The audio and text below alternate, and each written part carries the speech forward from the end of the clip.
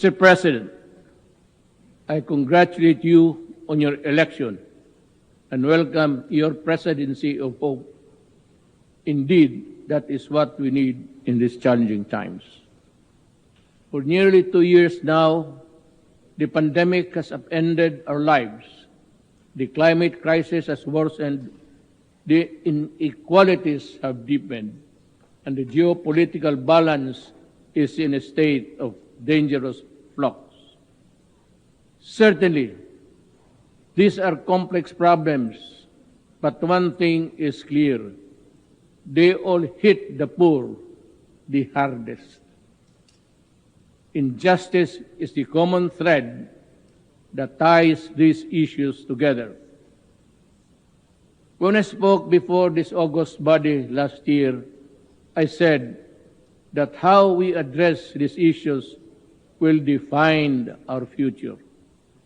From what I have seen, that future will likely be one of inequality, where the poor plays catch up with the rich, with no hope or chance of ever succeeding in closing the gap. We cannot, in all conscience, allow this to happen. An unjust order is inherently volatile. We have to reverse course. How then do we, as governments, reconcile our obligations to our own citizens with our responsibility to the rest of humanity? For the Philippines, we understand that we need to expand our notion of us beyond the nation, so we can work together to secure our common future. We recognize that only inclusive multilateralism can deliver the global public goods we need. And we believe that fairness, equality, and respect should always be the basis of our engagement with one another. Only with this can we correct the injustices that doom the downtrodden all over the world to a life of indignity, and for the thousands during this pandemic, certain death. Mr. President, the picture is bleak. It is a man-made drought of vaccines ravaging the poor countries. Rich countries hoard life-saving vaccines while poor nations wait for trickles. The now talk of booster shots, where developing countries consider half doses just to get by.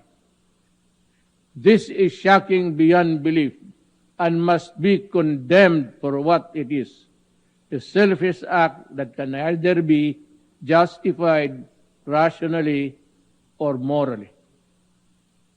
The plain fact is, this pandemic will not end unless the virus is defeated everywhere.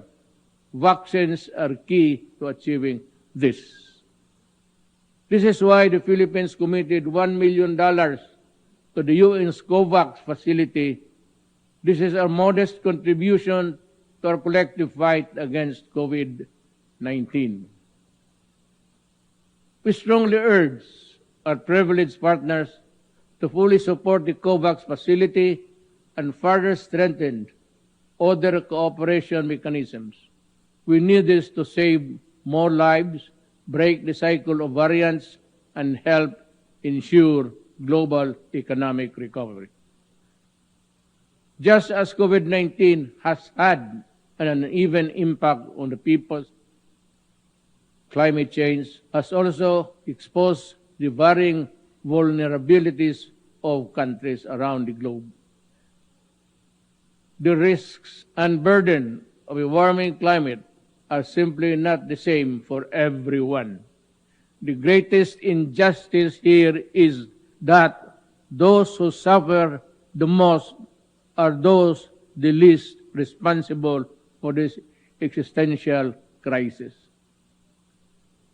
But here we are now at a critical tipping point where failure to act leads to cataclysmic consequences for the whole of humankind. The Philippines accepts its share of responsibility and will do its part to avert this collective disaster. We submitted our first nationally determined contribution with a target to reduce greenhouse gas emission by 75% by 2030. I issued a moratorium on the construction of new coal power plants and a directive to explore the nuclear energy option. But this contribution will be rendered useless if the biggest polluters, past and present, choose to do business as usual. We therefore appeal for urgent climate action, especially those who can truly tip the balance. Developed countries must fulfill their long-standing commitment to climate financing, technology transfer, and capacity building in the developing world. This is a moral obligation that cannot be avoided. Our world's transition to a green economy must not be at the expense of developing countries' economic vitality. It simply cannot be, or it would be another travesty of justice. Mr. President, the Filipino people aspire for stable, comfortable, and secure life founded on freedom, justice, and equality. We have made significant strides on this after more than a century of nation building. Today, the Philippines is a middle-income economy and a thriving democracy. But difficult challenges remain. This we do not deny. Millions of Filipinos work abroad under the most difficult and inhumane of circumstances. We call for the abolition of all structures that allow exploitations and oppression of migrant workers. The kafala system is one such behemoth that chains the weak, the desperate, and the voiceless to an existence of unimaginable suffering. Nothing can justify the continued existence of this unjust system. While reforms have been made, the kafala system must be dismantled sooner or later in the name of justice and basic decency. The Philippines seeks stronger partnerships to protect the rights of the Filipinos and realize the full potential of our nation. But let me be clear. What we mean is partnership that respects our people's agency. Let me say this again. My government has a mandate and obligation to my people. We will deal with all criminals, including terrorists, with the full force of our laws. The Filipino people want to live in peace, security in their homes and communities, free from harm and danger from the lawless. But achieving this goal has not been without challenges. I say this in no uncertain terms. The law applies to all. I have instructed the Department of Justice and the Philippine National Police to review the conduct of our campaign against illegal drugs. Those found to have acted beyond bounds during operations shall be made accountable before our laws. We have recently finalized the United Nations, our joint program of human rights. This is a model for constructive engagement between a sovereign member state and the United Nations. Meaningful change to be enduring must come from within. The imposition of one's will over another, no matter how noble the intent, has never worked in the past, and it never will be in the future. How many more countries shall be made to unravel and descend into chaos before the powerful heed the simple lesson? In dealing with complex problems in nation building, let us consider pragmatic approaches that square ideals with reality. Sure, they may lead us to imperfect solutions, but solutions nonetheless that actually work. We will pay the price for the misadventure of the few that spiral into humanitarian disasters. The Philippines, in line with its long-standing humanitarian tradition, has opened its doors to Afghan nationals, especially women and children fleeing the conflict. As one global community, we must do our utmost to help the Afghan people and all those who continue to suffer.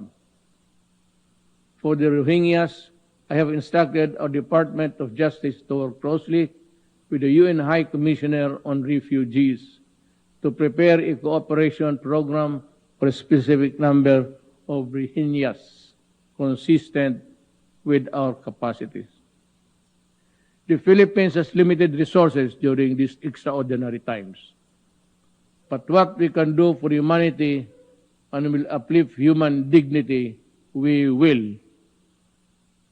Mr. President, in a period of profound geopolitical change, it is vital that all countries, big and small, commit to the rule of law fully and firmly. For a world without law is a world of disaster, where the weak is at the mercy of the strong. There can therefore be no other acceptable basis for a global order but the law. We must resolve disputes peacefully, as we manifested in the Manila Declaration of Peaceful Settlement of International Disputes. The Philippines is one with the ASEAN and other stakeholders in ensuring that the South China Sea remains a sea of peace, security, and prosperity. The 1982 UNCLOS and the 2016 Arbitral Award of the South China Sea provide a clear path towards a just, fair, and win-win solution for all. The award must be seen for what it is, a benefit across the board to all who subscribe to the majesty of the law. No amount of willful disregard by any country, however big and powerful, can diminish the arbitral award's importance. Mr. President, we face multiple crises that demand effective global governance. Yet our institutions, including the United Nations, have proven to be inadequate. The UN is a product of an era long past. It no longer reflects the political and economic realities of the world. Democracy and transparency are concepts that reverberate in the halls of the UN. But ironically, the Security Council, the pinnacle of UN structure, violates every tenet of these values. It is neither democratic nor transparent in its presentation and processes. Many member states have spoken firmly, and we agree this simply is not right. If the UN is to lead the world out of the many crises we face, things need to change. The UN must empower itself by reforming itself. Therein lies the hope of humanity. Thank you.